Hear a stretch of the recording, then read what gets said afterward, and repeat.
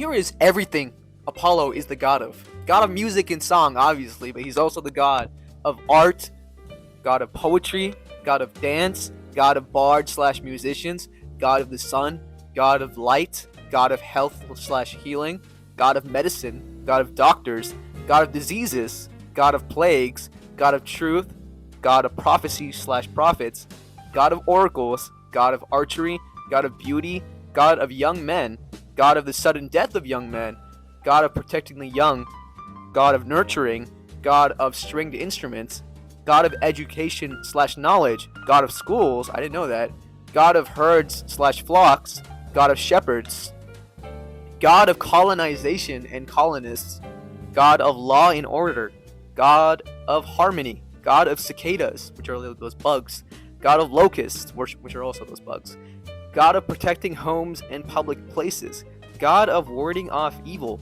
god of purification, god of moderation slash rationality, god of swans, god of ravens slash crows, god of deers, god of hawks, god of foxes, god of mice, and god of snakes.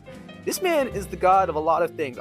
Also, while I was researching Apollo, it was interesting to find out that he was considered a direct contrast to Dionysus. Since Dionysus is the god of madness and revelry, Apollo is contrasting him by being the god of sanity and order. So I found that interesting. Also, Apollo is the leader of the Muses. I mentioned that in my previous video. But yeah, that was an overview of everything that Apollo is the god of.